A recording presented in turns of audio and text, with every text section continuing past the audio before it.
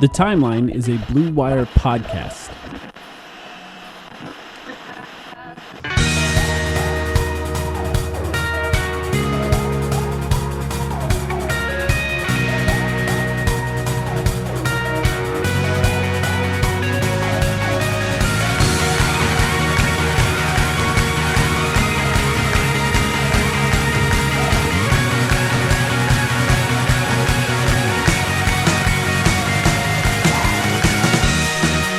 Welcome to The Timeline, a Phoenix Suns podcast. My name is Mike. I'm here with Sam. Sam, how you doing? The vibes are perpetually great for this Phoenix Suns team. Notice I hesitated there a little bit because it's like the stock market. It's up and down. It's up. It's a little bit up and down every week, and you know we're kind of a little bit too focused on it from week to week, and you notice the jitters in the community. But hey, this is still an 8-4 basketball team. Mike, you and I did a playback on Friday night. We got trounced in that game against the Orlando Magic, but that's okay. We're still seeking our first playback win. We're going to test the limits against the Jazz on this Friday when we do it. We're going to do the Friday with the number one fellas. team in the West. Yep, let that be your announcement for the playback next week. We're still trying to get more people to join us for the live commentary. That will be our third Friday of the Fellas of the season, and hopefully we do not fall to 0-3. But are the playbacks cursed? That'll be the question going into that. I don't think they're cursed. However, I am slightly. We'll find out. I'm slightly worried about the Utah Jazz at this point. And they're good. They're like actually good. I have a friend who's a Utah Jazz fan. I know, shocking. Yes, I remember this guy. He was a character on our podcast in the past. He's a really nice guy. His name's Josh. I think after the first week of the season, he told me that the Jazz were going to the conference finals, and I think he was serious. And now I'm kind of, I'm not there yet. I'm not on that ship. The star power is not there. You know, that's what makes it interesting about what they're doing is that they're winning a bunch of games without traditional NBA superstars or stars. And the question of whether that's actually doable in the playoffs is a different question, but I'm definitely or on even board. Sustainable for the rest of the season once they start getting injuries. Well, what I've told him at the very least, and I would say to any other Jazz fan, right, is I'm definitely on board with having watched the 2013-2014 Suns, the Goran Dragic, Eric Bledsoe Suns. Similar in a way that, you know, just got the most out of every single role player, like just took every player and you thought about what's the best case scenario, what's the worst case scenario, and just every single player played above their ceiling, above their expected ceiling for that season. Right. And even without star power, even without, I know Lowry's been amazing, but even without immense star power, able to, they could be a playoff team. Like that Suns team, for instance, should have been a playoff team that year. They just got screwed by the Western Conference. But this year, if a team wins 48 games in the Western Conference, that's like a fifth seed this year, probably. It's just different now. So anyway, we'll try that next Friday. We'll see how that goes. Maybe it'll be a preview of the Western Conference Finals. We don't know. But in the meantime, a bunch of stuff has happened. We got a rumor. We've been in like a rumor desert recently. No slop has been served, but we have one. Ian Begley of SNY Sports New York wrote an article and briefly touched on Jay Crowder and the Jay Crowder situation. He said the Suns have been engaged in trade talks and said that if a trade were to go down with the Miami Heat, Max Strus is an important player for the Suns to get back in return. Max Strus, 6'5", wing player, and mostly I think one of those guys that the Heat kind of plucked out of nowhere and made him a valuable player on their team and is now an important part of their team. A great shooter, I think, is the best way to talk about him if you've never really paid attention to his arc in the league so far. But since that report, Max Strus went out, hit 8 threes, and scored 31 points, which, by the way, I looked this up, is higher than Jay Crowder's career high, which was 30 points. He had an 18-19.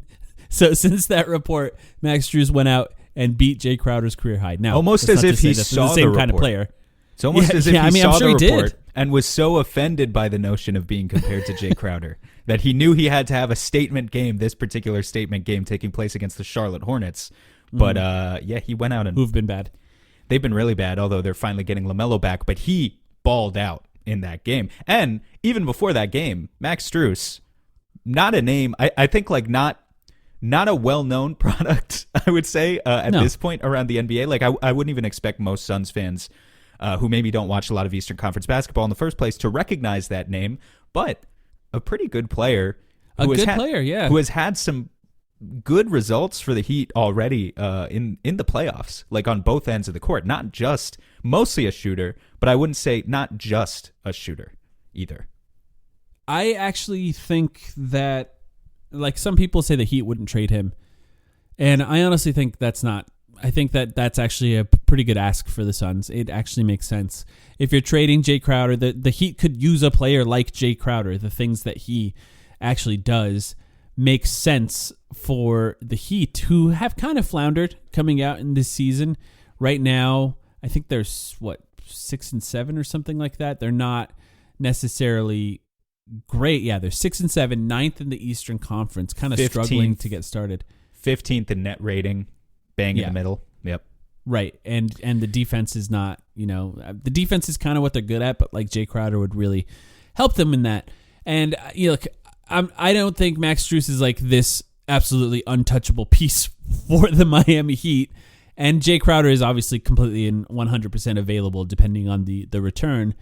I like Max Strus. Look, I'm not going to say that this is like the best possible outcome for the Suns. We've been batting around names like Buddy Hield, or trying to really maximize Jay Crowder and attaching a salary to him to try to find better players, which the Suns probably are not willing to do pre-trade deadline. So, I think Max Strus, as far as the Suns go, I think he makes sense. I understand why they'd be looking for a guy. First of all, we need shooting help, especially with Cameron Johnson injured, and that would help a lot. Yeah, I mean, he's a guy, like, just to emphasize here, he's taking 8 threes per game and shooting 39%. Those guys don't grow on trees. They don't. There aren't many players around the league who you could just plug into the lineup and say, yeah, we replaced Cam Johnson's shooting gravity just like that. Max Strus is one of those players, and that kind of makes me question what's in it for Miami here, even though Jay is good defensively. Yeah. I'm not sure they can afford to lose as much shooting, given that they're already building their offense around a bunch of non-shooters like Bam and Jimmy to an extent and all these other guys. So yeah, I mean, on the other hand, like from a value standpoint, yeah, I think this works for the Suns, but it's definitely, as you said, not the ideal. And if they still wanted to hold out till say January 15th, that's a key date that we don't necessarily have to talk about too much today. Right. But if they wanted to hold out past January 15th to where maybe they could start exploring swinging a bigger deal, and you're not just talking about a guy like Max Strus who, hey, he's nice, he can shoot, but globally speaking doesn't necessarily fix the biggest issues on this roster. Well, yeah, I mean, the counterpoint to that, Caleb Martin was also recently signed by the Heat, and I think he's available on one of those deadlines. He could work as well. too. So it's not just who the Suns could trade; it's also about who other teams can trade as well. It's just I guess like you can see we're really starting to hit the pressure points now of. In the last game, Chris was still out with his heel injury. I think he's coming back very soon. I think he may even be back tomorrow for Miami's game. We just haven't gotten confirmation yet. But he was out in that last game. Landry apparently is concussed.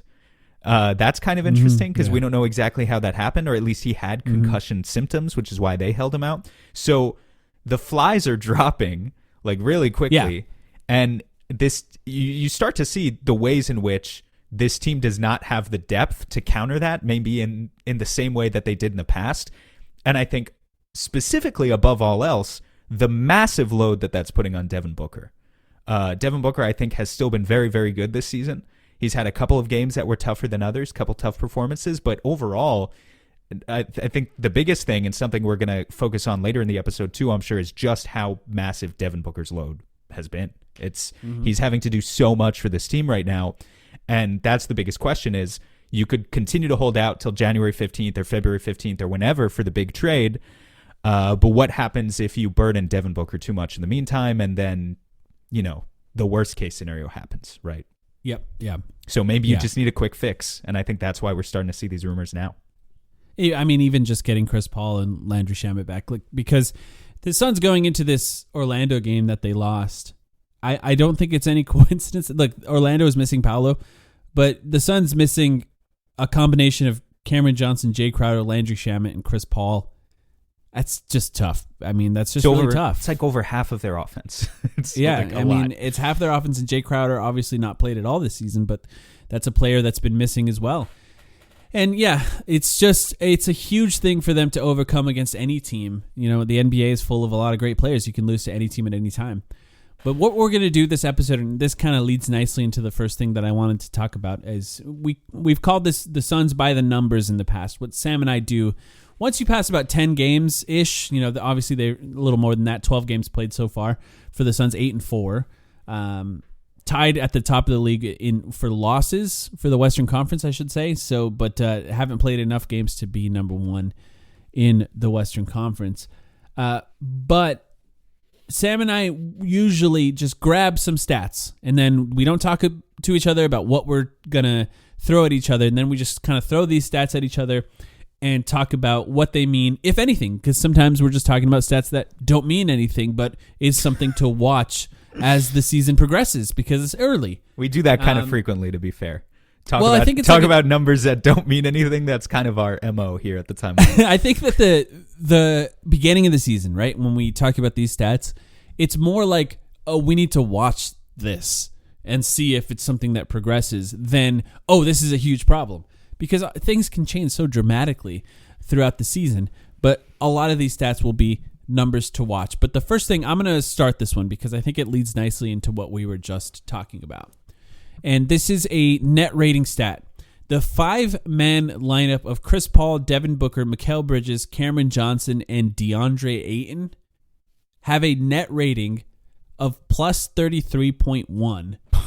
Wow. Which is the best 5-man lineup in the league by net rating for any lineup that's played at least 50 minutes. How many minutes have those 5 gotten? It's like 70 or something. It's not a ton, obviously, because Cameron Johnson is now injured. But Cam went down. Ayton missed a couple games, stuff like that. Yeah. The offense is killing people, and the defense is holding steady, basically what they were doing last season. And that plus 33.1, I think you're talking about the Suns trying to navigate injuries. We talked about it before the season. This lineup was always going to be amazing offensively. The defense, I think you can make a case as to whether or not that's going to be sustainable. But everything works in this particular lineup. Start taking guys out, and I'm going to talk more about that a little bit later, and things start to look a little bit worse. But when you talk about how this team was put together and the depth that they have, these 5 guys are incredibly good, but they're also like far and away the best players on the team, and they're all in the starting lineup. And you start mixing guys in and out of that, it doesn't work as well. But what we saw, and I think when you look at the Suns being the best net rating in the league, which I think they have the second best net rating in the league, actually, outside of the Bucks, it's mostly because these 5 guys were absolutely killing people early in the season. And it's amazing. Cameron Johnson, as we know, did get the meniscus removal surgery. If you missed our last episode, you can go back and listen to that and find out some information about that. But that means he'll be back in about 5 weeks, potentially, about a month. Could be a little bit more, but yeah, around there. 4 to 6 weeks is the general timeline for that. And we'll see if that just picks up where they left off. Obviously, there's going to be some level of Cameron Johnson working his way back. But that lineup was absolutely incredible. Yeah, and I just think that doesn't surprise us, right?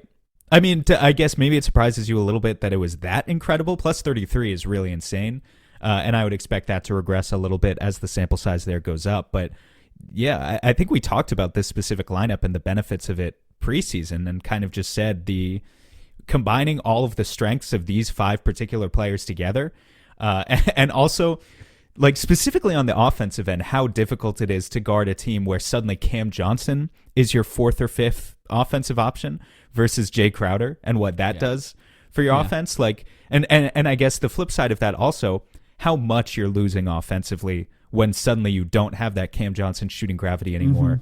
And now you have Torrey Craig. And credit I have some stats on that, by the way. Well, so I won't get too deep into it now. Like, credit Torrey Craig, by the way. He's hitting his open threes so far this season. He's hustling, but defenses still just don't respect him, and defenses aren't going to chase him around screens and do all these other unique things that Cam Johnson brings to the table.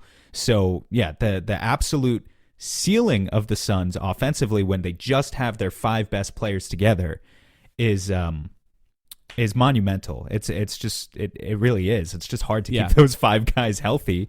Well, I think it's better than anything I anticipated going into the season. And I thought it would be really great, but I think the defense being as good as it has been is the biggest surprise for me because, no Jay Crowder. And I don't know what it's like for Jay Crowder to sit back and watch this. Maybe it's a different story in his mind. But it's been incredible to see that specific 5-man lineup really work. And I don't know if you have anything on the bench, but I'll just say real quick, the bench, when everyone was healthy, was so great. Everything was kind of working on the bench as well. Now you start mixing guys in and out of that, including Cameron Payne, who's just been the main guy on the bench. It starts to not look great. Obviously, more pressure is placed on Landry Shamet, who, has been fine, but, and then when he's out, who steps in? Not much. I guess I can just bring up this stat then. I don't even know if this counts as like a full category in and of itself, but yeah, as it relates to the bench, I don't have specific 5-man lineups because I didn't feel comfortable with the sample sizes I was working with. But I was just going to say, if you look at the on-off splits of this team so far, Devin Booker, I think Cam Johnson technically is in the lead, but he's played a little bit less than Devin Booker now. Devin Booker has a plus 16.5 net rating differential, which is the second best on the Suns, and it's very, very, very good in comparison to a lot of his teammates. The team overall is a plus 10.9. Again, these stats are per 100 possessions, so roughly the length of a full game. They're a plus 10.9 points when Booker is on the court. They're a minus 5.6 when he's off the court. And that was a stat that I was going to bring up in relation to the bench because I think it demonstrates minus 5.6 per 100 possessions when Booker is off the court. Those are generally the bench minutes. Sometimes those are staggered minutes where it's bench guys sharing a little bit with Mikal Bridges or DeAndre Ayton or even Chris Paul in some cases. Sometimes we've seen entire 5-man all-bench lineups. Minus 5.6 is not disastrous. If you could get that number to a neutral net 0, though, I think that's, I guess, just in relation to the bench. I think if we could set a target for the rest of the season, once you get guys a little bit healthier, could we get those bench lineups to be a net 0? Not that they're outscoring anyone, but just that they're not giving up leads, as opposed to the minus 5, minus 6 they're at right now. Maybe if you could set that target and the starting lineup continues to be as incredible as it is, you're going to basically glide through the regular season like no problem. Yeah, and I wonder if other teams will start to try to pick on the Suns during those non-Devin Booker minutes, similarly to how the Suns try to pick on the Mavericks without Luka on the floor or something like that, because the swings are so huge with Book and Mikal in particular compared to other teams. Actually, Cameron Johnson, while I was doing research, just to throw it out there, has one of the highest net ratings of any player in the league so far because the team is just so great with him on the floor.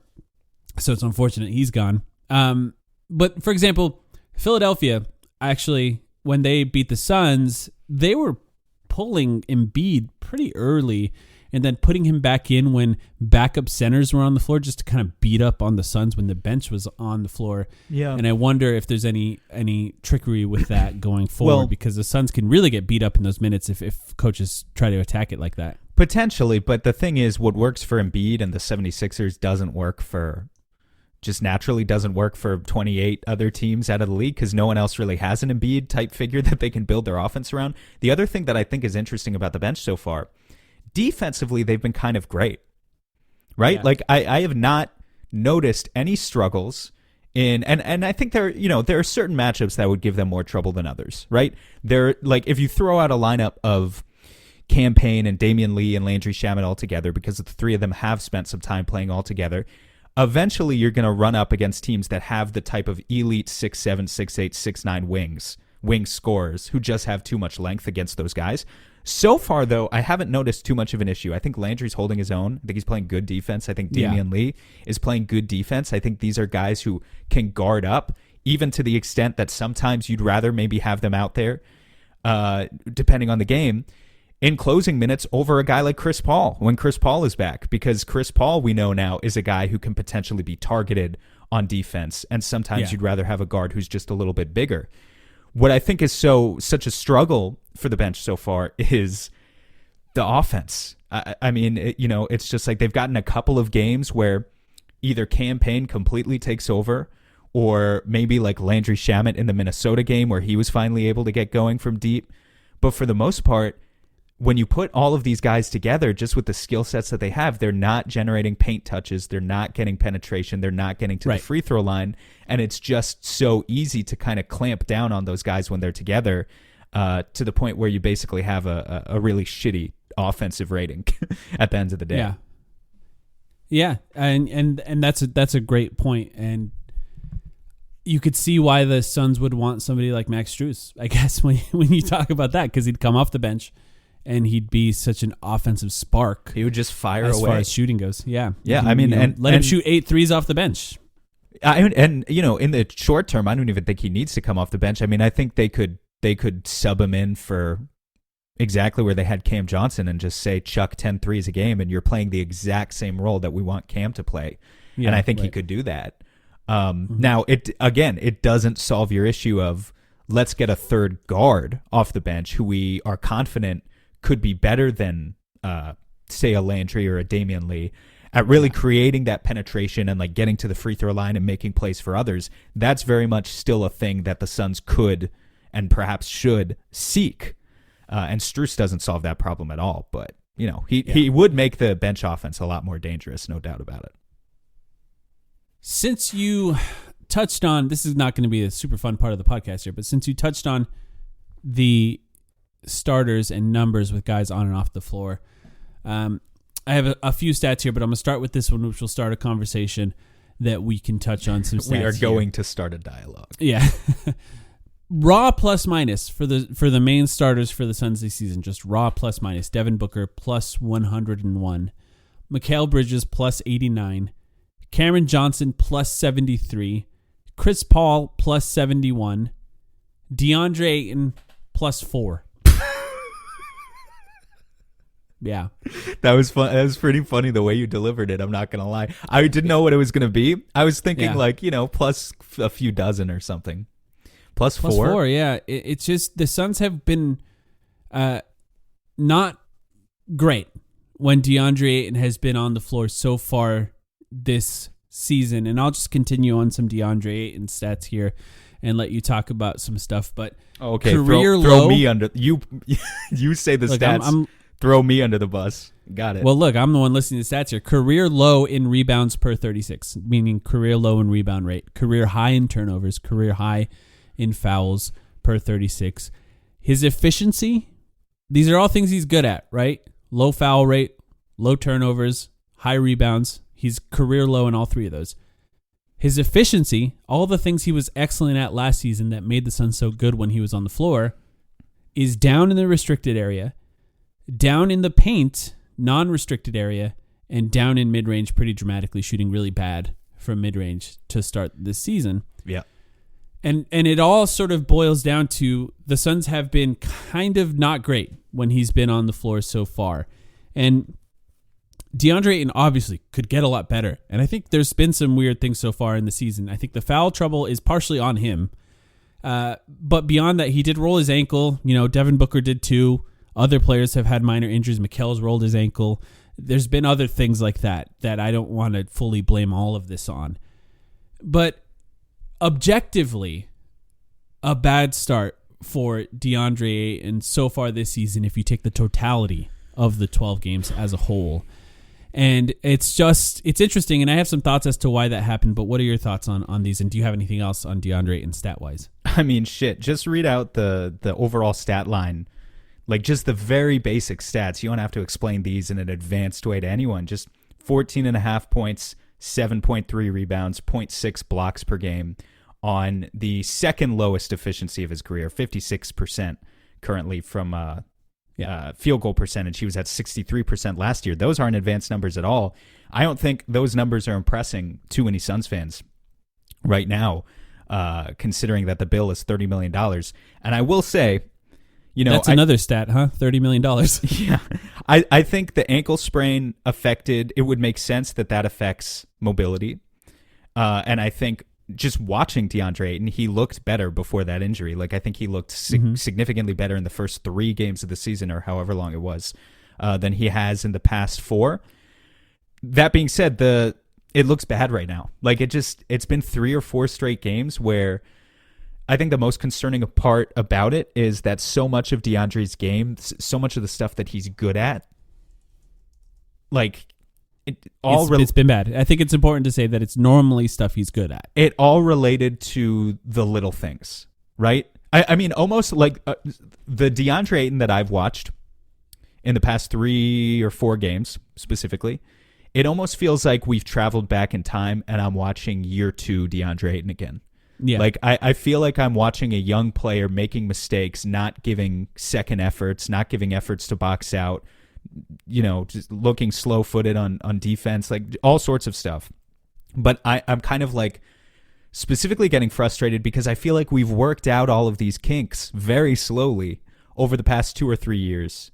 Mm-hmm. And then all of a sudden it feels like a major regression. I'm going to give him 5 or 10 games. But I like, if at the end of these next 5 or 10 games he looks exactly like he does right now, I don't really know what excuses you could make for the guy. He looks pretty bad. It is just, it's not panic time yet.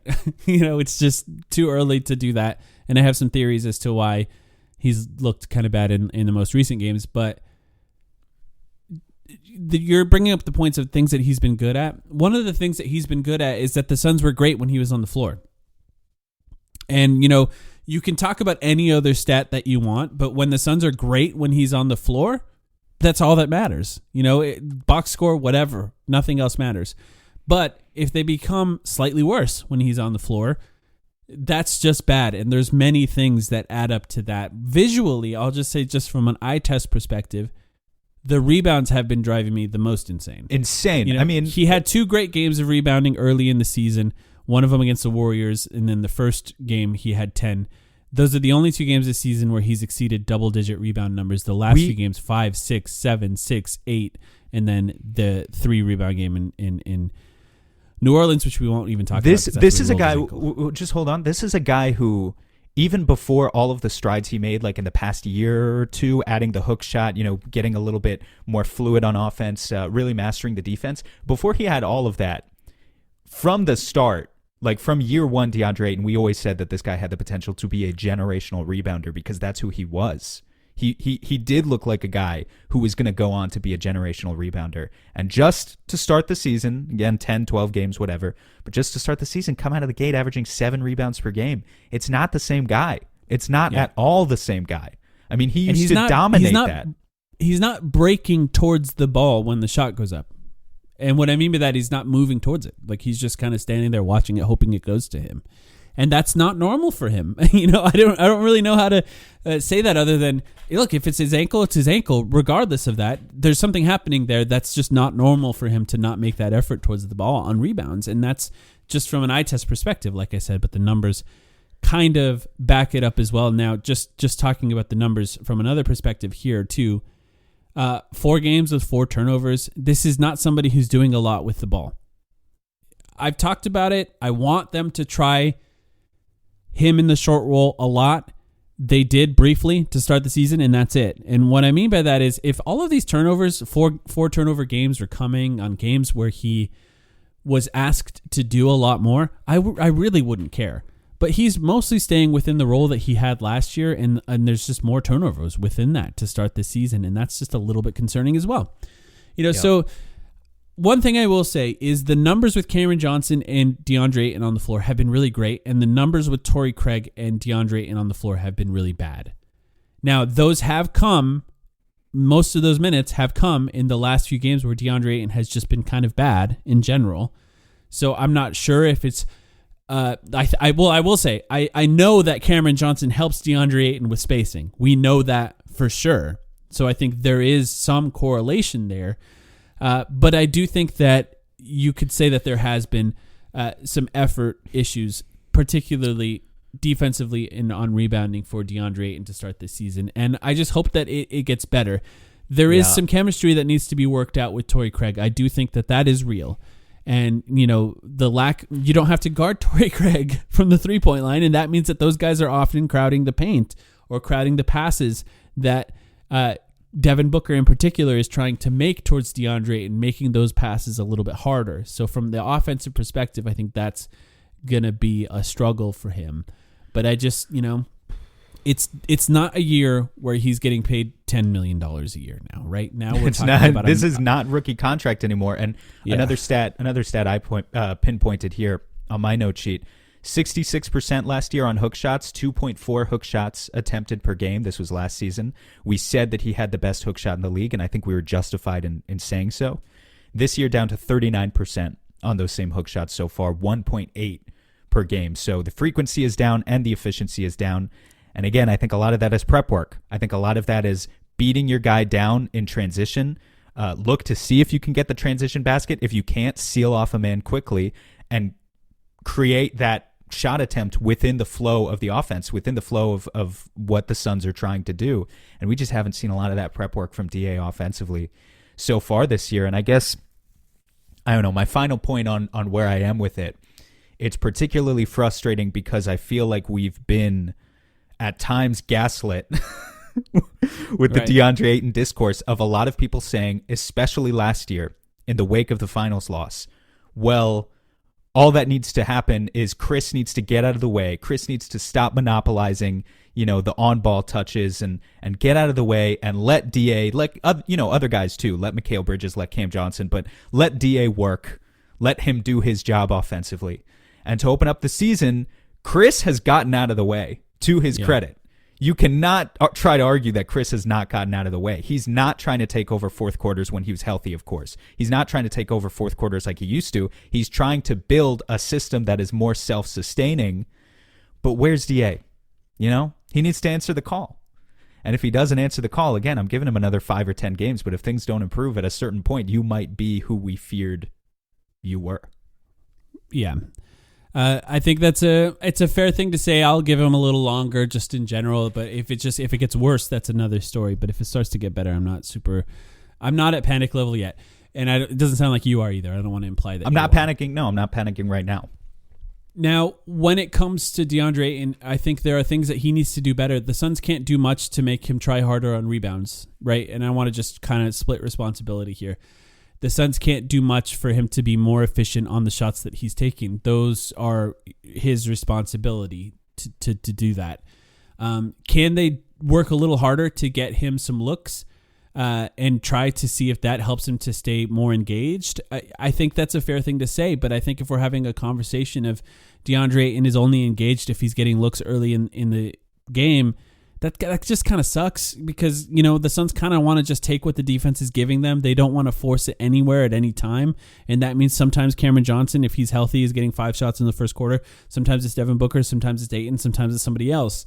And it'd be nice if he were just engaged on all the little things, even without the touches. But having said that, can they do more to do it? I think they can. I think it's a little tougher with Torrey Craig. I'll just say that again because I think that just makes every passing lane a little bit harder. I also think you can't really just clear out one side of the court and give him post-ups over and over and over again because the turnovers are bad and the defense will react to that. I think there is some level of teams watched the Dallas Mavericks series film, and now they're doing some things to DeAndre Ayton that the Dallas Mavericks did.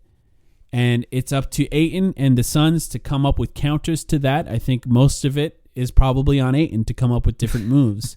Because they're getting him the ball in those spots, and if he can't score in those spots, he has to have counters. Yep.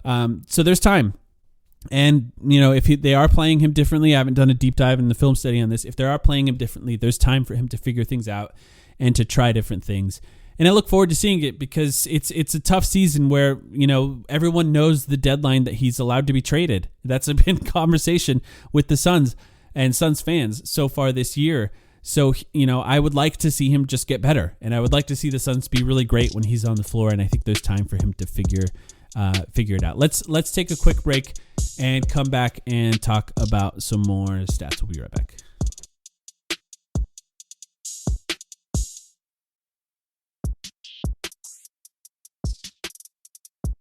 Okay, we're back. And Sam, I'm going to just throw another stat at you that is related to the conversation that we just finished before the break here so we can get this one out of the way.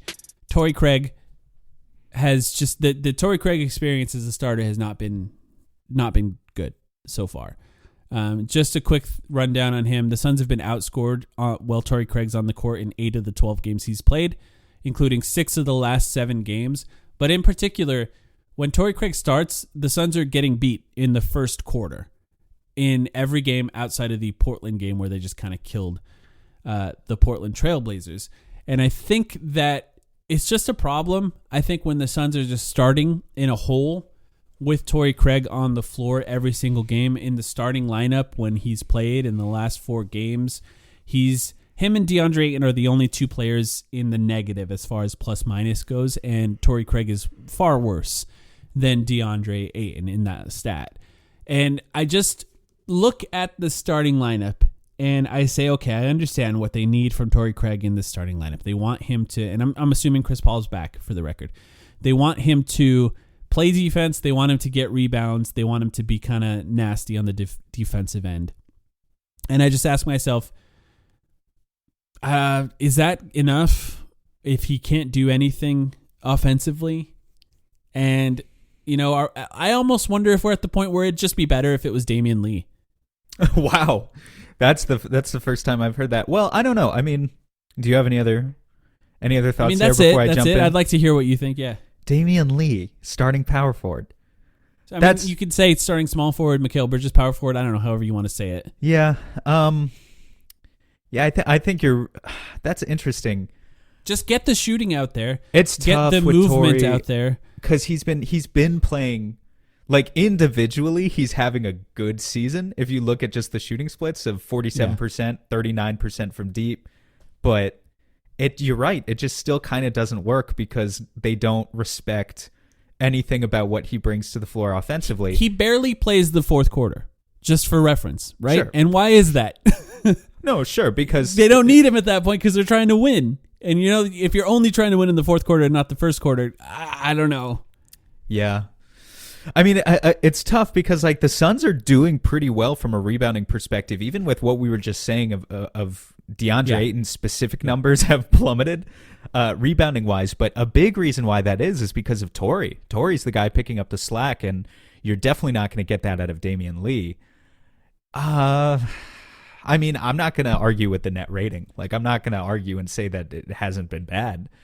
It's just I don't really know what alternative there is, which is going to be better. Josh Okogie maybe is like, it's interesting. Josh Okogie's even worse offensively.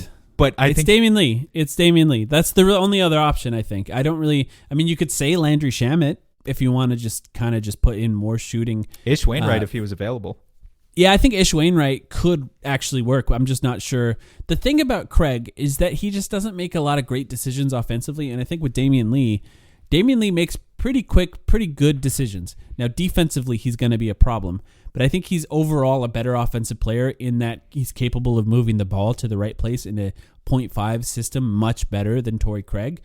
And Torrey Craig, to his credit, has been pretty okay off the bench. Like, I actually thought he was doing pretty well. The combination of Craig and Landale being like this offensive rebounding menace tandem is kind of fun off of the bench. It gives them more offensive opportunities because the offense isn't very good. And I don't know. I'm not enjoying the Torrey Craig starting experience. And I think the Suns, obviously, if they make a trade, they can try to change that. But even without that, I think they should try to consider something else. Yeah, I mean, I guess you're just kind of still in the bargaining stage of the whole Jay Crowder is not coming back and Cam Johnson is injured for the next 6 weeks. Yeah, the Suns, if they lose a lot of games, it's going to be over this. I'm more in the acceptance stage, I think. I mean, Torrey, he's averaging here per 36 minutes 2.5 assists to 1.3 turnovers. You're right that, like, I watch him and I don't see a guy who I think can fluidly put the ball on the floor and drive. The team is bad when he's out play there. 0.5 basketball, but like that is not a bad ratio statistically. Yeah. Like, no, you're right. You're right. It's just I'm not sure what Max Strus, I guess, is your answer. Yeah, Max Strus, Carmelo yeah. Anthony is your answer. Carmelo Anthony. I don't think there's Cameron an internal Johnson. answer. It's Cameron Johnson. Maybe we just wait for Cameron Johnson and we just suffer through it and play 500 basketball. Suffer through for 500 basketball. Yeah. Might be where we're headed. What do you got? Let's talk about a guy who's been good. Last 15 minutes have been kind of depressing. I mean, let's talk about Devin Booker.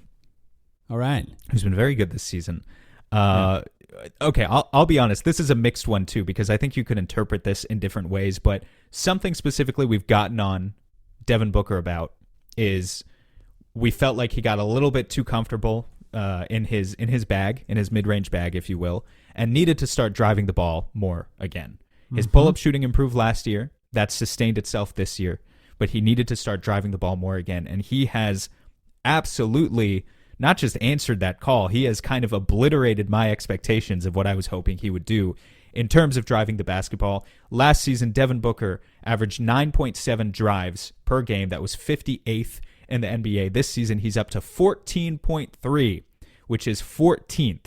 He rose from 58th in the NBA to 14th in drives per game in a single season. He has improved his field goal percentage on those drives by over 3% in terms of his field goal percentage. He is also now getting fouled on 10.5% of those drives, which is significantly up from the 7% figure that it was at last year. And I can't guarantee this because I haven't done like a deep dive on the stats, but I suspect that is because he is doing more drives where he no longer stops short for the 8 to 10 foot short mid-range jumper, but is looking is actively seeking out that contact and trying to go all the way to the basket, and the officials are rewarding him for it, and he's starting to get to the free throw line more. We know he can make those shots. So yeah, Devin Booker, I think the positive way to look at it is he's doing exactly what the Suns need to do to have a sustainable elite offense that succeeds in the playoffs. I think the less positive way to look at it is, are we putting, and I kind of hinted at this before, are we putting too much of a burden on Devin Booker right now when it's only November 13th? And should we be worried about, what could happen if we continue to do that? Yeah. And it's all of what you said is resulting in the second highest efficiency of his career so far. The only other higher efficiency season for him was the season where he was averaging 7.3 free throw attempts per game, which was 1920. And Booker, I had the same stat. I looked it up. I was thinking about his drives. I had yet to look that up, and it's a lot. It's a lot of drives for Devin Booker, and it's really important, I think, for the Suns. And I do think that Cameron Johnson helped a lot to start the season as well. Not to, this is sort of Cameron Johnson. I'm going to bring him up in every stat. Not to keep but like beating up on Torrey Craig for another segment here. I just the third one in a row. You look at those stats as far as all of these stats are all connected in a very obvious way. That 5-man lineup being the best lineup in the NBA offensively, Devin Booker's drives being up dramatically. All of these are not coincidences. And you watch that Orlando game in particular. And this is a team that in Orlando, they play a bunch of big guys, tall guys with lots of length. And Torrey Craig is out there. There's no more driving lanes. It's all gone. For Devin Booker, you swing it out to Torrey Craig, he makes 2 or 3 threes, and all of a sudden those driving lanes would open up, but he doesn't. Whereas Cameron Johnson would have. And, I don't know how sustainable that level of drives is. 14.3, just to reiterate. Very high. Like you said, I think you said it was 14th in the league so in the far? NBA. It's very, very high. Yeah. It's not SGA, who averages like an absurd number of drives. He averages like 25 or something. I think, he had 20. I think 23 last season or over 22. But it is up there as one of the higher amounts in the league, and I wonder, how sustainable that is until Cameron Johnson gets back. And I hope that once he's back, it gets back up to those really high numbers, because it's just absurd. In fact, while we're talking about this, do you know what day Cameron Johnson was injured by any chance? No, I don't remember anymore.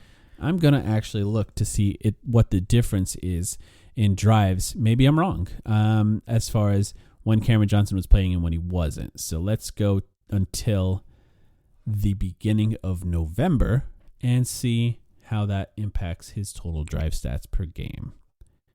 and it is basically the same. That's a good sign, actually, in that it doesn't change much for Devin Booker. It could be he is trying to seek out those spaces to the same extent, but is being he notices that they're clogged, right? So like they could be less fruitful drives in a way in the past week or week and a half or so. But yeah, I don't know. We'll see the data kind of level out over time and see exactly where it lands. But at least so far, it's more than Chris Paul, which it has yet to be. Like Chris Paul drives more than Booker since Chris Paul got to Phoenix, and right now Devin Booker is more than Chris Paul, and that's personally, I want that to be the case. A lot of that is schematic too, right? Like here will be my opportunity to plug him. Our friend David, who's talked a lot about how the Suns are using. He talked about this last season as well, but especially this season, how they're emptying the corner early in sets. And the reason they do that, he just talked about this on the Dunker Spot podcast as well. Sorry, struggling to speak. Definitely check that out. It's 2 hours about how the Suns are doing so far this season. High level analysis too. Really high level analysis. More in depth than you're going to get here, frankly. Anyway, I think a lot of that is schematic in the sense that Chris, when the Suns are emptying the corner, they're doing that intentionally so that Chris kind of gets an easy, like that's a gimme driving lane. The entire purpose is that no one's going to be there. There will be no help defense, and Chris can just drive in the first 5 or 7 seconds of the shot clock. And then he has a whole plethora of kick-out opportunities. Whereas Devin, his drives, to me, they feel earned. Like they're not... They're not. Those aren't elementary school drives like what Chris. Right. Those aren't Disney ring drives. Maybe that they're Chris full Paul speed, is getting a little bit. They're full speed. They're Yeah. with multiple. They're with a help defender is always there at the nail, and he might get hurt. He has to get it against double or triple coverage, but he's It's still not going to feel for it. good. Yeah. Chris Paul is not. He doesn't have 3 guys converging on him. He might at times, and he'll make the right read. But Booker will look for the contact in a different way than Chris Paul, which is just more painful. I'm wondering. I'm going to keep an eye on that one. I'd like to, if we do these every 10 to 15 games or whatever we tried to do last season, it'll be interesting to try to remember to look that stat up every time to see how it adjusts as the season progresses. Because, like I said, I think Cameron Johnson helps with a lot of these things, but maybe Devin Booker's just going to find ways to power through it regardless. Because in that Orlando game, I just didn't see a lot of that, and I'm hoping that he's capable of doing that. Orlando's such a unique team. The only other team that's going to be like that for the Suns, Toronto, as far as I know, is Toronto. I think there's some kinds of lineups where maybe OKC could do that, but they don't have Chet. Mm-hmm. When Chet's back, they could probably do things like that. But we'll see who tries to gum him up as much as they did. Anything else on that one? No, think we can move on. I got a real easy stat. It's my turn here. Yeah, I got a real easy one for you. The Suns are 27th in pace. Oh yeah. This is a must. What the heck is up with that? It's driving me crazy. I'll be 100% honest. I'm watching that Philadelphia game in particular and thinking, why the hell are they not running on a team that hates to run? In the 76ers, I just don't really understand it. And you would think even with the few games of Chris Paul being out that they would speed it up. And really, yes, it has sped up a little bit in the games with Cameron Payne, but not enough to raise their rating and pace. They're 27th. That's close to the bottom of the league. This is essentially what they were when they made the finals, which is, maybe that's part of the strategy here. But yeah, I think you get easy wins by running on teams that don't want to run. You absolutely get easy regular season wins. I don't think it's necessarily a bad thing to have a low pace. Obviously, the Suns made the finals 2 years ago and they were 26th in pace or whatever. And I think the more important thing is that so far you look at their half-court offensive rating and they're still elite. So the half-court offensive rating to me is kind of the most important thing in terms of projecting for the playoffs. The playoffs, because the playoffs is when those transition opportunities won't be available anyway, at least not to the same level. That being said, it is still weird. And I don't know. I guess maybe part of it is now that Devin Booker is kind of doing more of the point book stuff just because he has to, and he is seeing double coverages and kind of more aggressive pick and roll defenses being placed against him, like it is hard. Like you would think that would encourage them to push the pace more, but maybe they're being blocked there somehow. Yeah. Mm-hmm. Or maybe it's the fact that also it stems from before Chris got injured. And maybe Chris Paul really is just falling apart and that's where it comes from. I don't know. I've been kind of hesitant to go there so far. I don't think it's entirely Chris Paul related. It's definitely weird. You know who has the fastest pace on the Suns so far this season? I think just from my memory. I don't have it up in front of me. I'm not sure. Dario Saric. Like the Suns play the fastest when Dario Saric is on the floor. It's not entirely Chris Paul related. Like the whole team is just kind of playing slow, even when he's not on the floor. I mean, how? And I think Chris Paul playing slow, by the way, it's partially from age, but there is a belief from Chris Paul that you play the regular season to prepare for the playoffs. The playoffs slow down, so you play slow so that your offense in the playoffs is already prepared for the pace that the playoffs play at.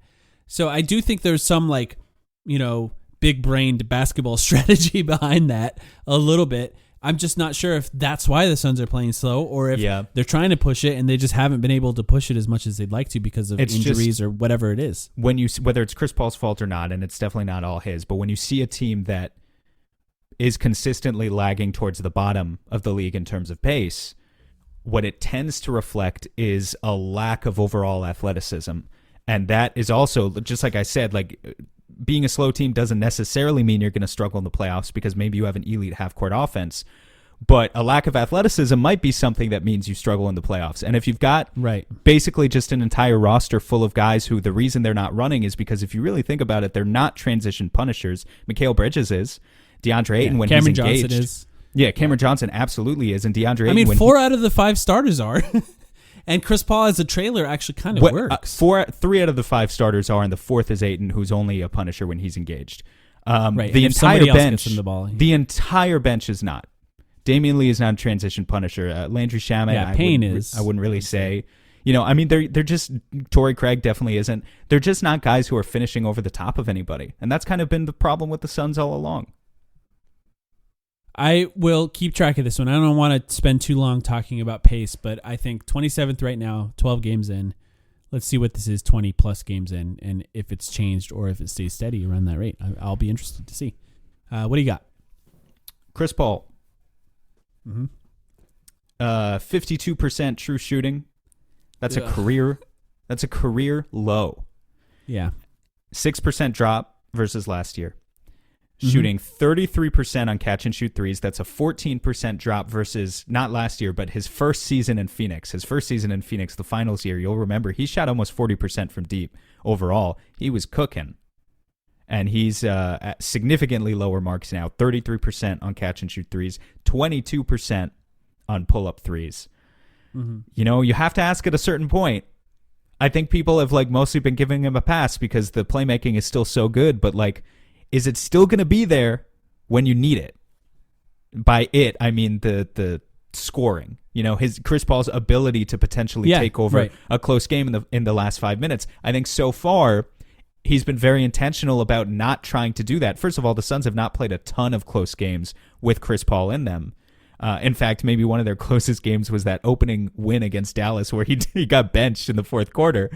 So he hasn't been in a ton of those situations yet this season. But when you eventually need him to turn on the elbow mid-range scoring and, as well as sprinkling in a little bit of the pull-up three-point shooting and whatever, is it going to be there? Or are we just having to start to make peace with moving completely past that? It's nice that the Suns have been good with him on the floor so far this season. They've been really good with him on the floor still. Not as good as Booker and Cam Johnson, but still a good net rating. But without a doubt, without question, this is the worst scoring start of his career. And these are sort of questions we could have almost scripted as far this was going to happen at some point with Chris Paul. Now, whether or not he's capable of doing what he did the last few seasons, the entire season, is not anywhere nearly as important to me as whether or not he's capable of doing it at the end of the season. I still have theories that he did not look quite right to start the season. I'm curious as to whether or not something happened in the offseason to not allow him to go through his normal routine when it comes to starting the season. I'm not overly concerned about Chris Paul getting better in the regular season. Am I concerned about him in the playoffs? Probably not much more than I was last season, I'll say. This is just part of the Chris Paul experience. I do think that he'll get better at some point this season, and I will say, though, that my concern about whether or not my cooked meter, if you will, as far as how concerned I am as to whether or not he's cooked, has raised a little bit. But most of that has been quelled by the fact that the Suns have just been great when he's on the floor so far this season. Well, so how cooked is he right now? He's still like a solid rare. Right. He's like rare, yeah. He's still rare. Yeah. We're not even talking medium rare yet. I mean, he's We're not just even really rare. sizzling yet. It's it's been a couple minutes. That's all. Yeah, he's involved in the best 5-man lineup in the league so far. And, I went through the starters plus minus. He's the 4th best in the starters plus minus. Go through it again. Book 101, Mikal 89, Cameron Johnson 73, Chris Paul 71, and then DeAndre Ayton 4. But Chris Paul's number is the lowest of those best 4. And I think that's not a surprise. I think he's going to struggle a little bit more when he plays without a bunch of great offensive players around him like he does in the starting lineup.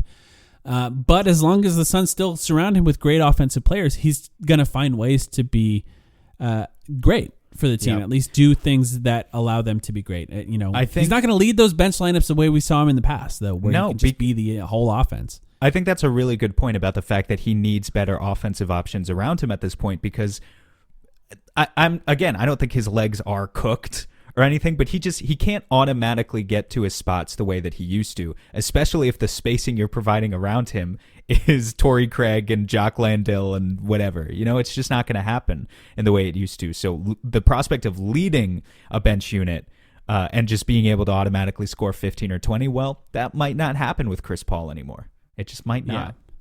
Yeah. But he can still be really good. I mean, I will say, I think he hasn't shot super well even on the mid-range so far this season. I don't have the exact percentages in front of me, but the little 10, 12, even out to 15, 16-foot pull-up mid-range jumpers, I'm not worried about that. I think he might struggle to get to the spot initially, but once he's there, I don't think mechanically there's any reason why that should be fading away from him, even at this point in his career. I do think the three-point percentage, I mean, maybe he's a sub 30% three-point shooter now at this point in his career. He shot 31% last season. That's already been going away from him a little bit. That's not that's not great.